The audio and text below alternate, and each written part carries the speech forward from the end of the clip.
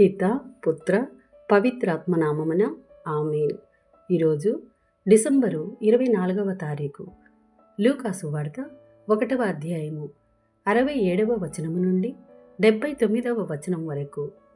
ఆ బాలుని తండ్రి జకరియా పవిత్రాత్మ పూర్ణుడై ఇట్లు ప్రవచించెను. ప్రభువకు ఇజ్రాయేలు దేవుడు స్తుతింపబడునుగాక. ఏలయన ఆయన తన ప్రజలకు చేయూతనిచ్చి వారిని విముక్తులను చేసెను. తన సేవకుడగు దావీదు వంశమున మన కొరకు శక్తి సంపన్నుడైన రక్షకుణ్ణి ఏర్పరచెను.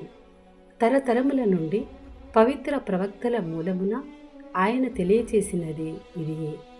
ఆయన మనలను శత్రువుల నుండి రక్షించుటకు, మనలను ద్వేషించు వారి నుండి తప్పించుటకు రక్షకుణ్ణి అనుగ్రహించెను. మన పితరులను కనికరముతో చూచెను. తన పరిశుద్ధ నిబంధనమును స్మరణకు తెచ్చుకొనెను. మనలను శత్రువుల బారి నుండి విముక్తులను కావించి నిర్భయముగా ఆయనను సేవించునట్లును, మనము జీవితాంతము పవిత్రులముగా నీతిమంతులముగా జీవించునట్లును చేసేదనని మన పితరుడైన అబ్రహాముతో ఆయన ప్రమాణము చేసెను. కుమార, నీవు సర్వోన్నతుని ప్రవక్తవనబడుదువు.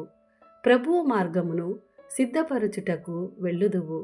పాపక్షమాపణ మూలమున రక్షణ కలుగునని ప్రజలకు తెలియచేయుటకు ఆయనకు ముందుగా వెళ్ళుదువు. దయార్థ హృదయుడైన దేవుడు తన కరుణ వలన ఆయన రక్షణ వెలుగును పైనుండి మనపై ప్రకాశించినప్పుడు శాంతి మార్గమున మనలను నడిపించుటకు అంధకారములో మరణపు నీడలో ఉన్నవారిపై ప్రసరింపచేసి మనలను శాంతి మార్గములో నడిపించును. ఇది ప్రభుని వాక్కు. సర్వేశ్వరునికి వందనములు.